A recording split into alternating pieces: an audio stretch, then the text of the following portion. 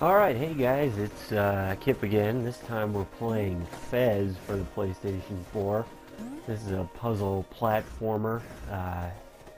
It's obviously, as you can see already, about changing perspective. You're on a 2D plane and you can hit right and left on your triggers, and that will change the surroundings of what you have. And the ultimate goal, as you'll find, is to get these yellow cubes.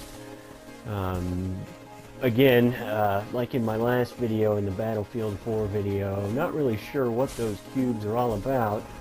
I haven't quite finished the game yet, so it might be a good answer at the end there. In Fez, you play as the character Gomez, who I assume, looking at his stature, is the nephew of the Stay Puft Marshmallow Man. He is granted his titular cap there that grants him the power to change perspectives and sets off on his grand adventure to get these little yellow 8-bit cubes for the what I assume is the saving of the universe. There are these little shards, as you see. You'll pick those up as you go. 8, I think, of those makes one whole cube. There are 32 cubes that you have to get, and you're not always just picking up shards. There's also actual cubes that you pick up, usually at the top of levels. Anyway, what a platformer really needs to do well, I think, and as you see me fall and die, is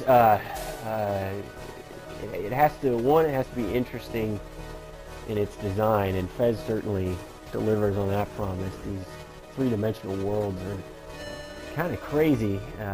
As you'll see there, I just collected a cube and Fez goes nuts, but this level I'm showing isn't exactly the most creative of all the levels.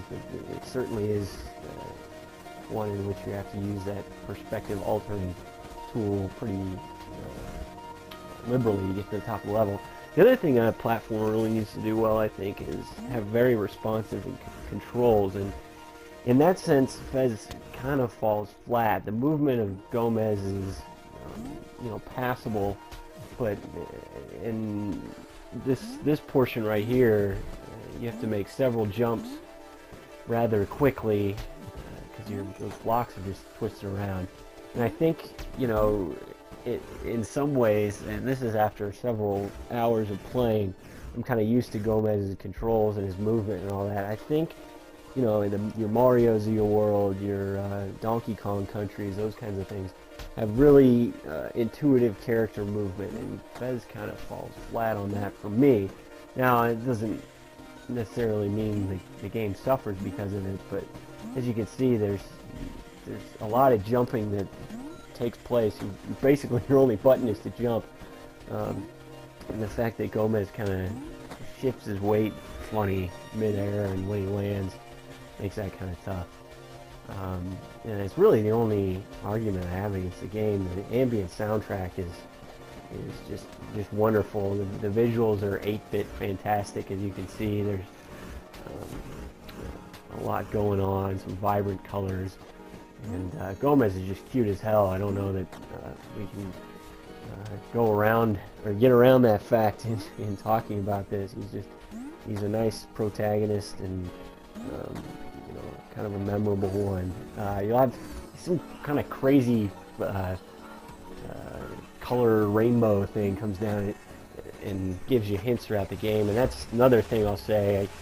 I often advocate playing while enjoying some alcoholic beverages, especially some shooters. That seems to make me better, but you'll get vertigo pretty fast if you pound them and play some Fez, and it's certainly not one if it's a puzzle game to be played when you're in the throes of a bender. Anyway, so what I just got there was a treasure map, and I'm not really sure what those are supposed to do. To be perfectly frank with you, there's a bunch of different collectibles, some artifacts, and some other things that you can collect in addition to the cube shards. And treasure maps are just one of those, and you get a trophy for finding everything, which will take you, I'm about halfway through the game right now, and I've played about 4 hours, so I think probably you get everything. You're looking between 8 and 10 hours of gameplay. This was a PlayStation Plus free title. That's why I picked it up. But I would, say if you're a fan of a platformer puzzle games, this is certainly worth the $13 that they're asking for. And we're heading towards the end of this level and the end of this commentary, and this at the very top is in what is a very simplistic sort of ladder puzzle here. Is one of those major cubes I talked about. Get 32 of these and you finish the game. So that's Fez. If you like it, make sure to stick around the Tech Deck for more.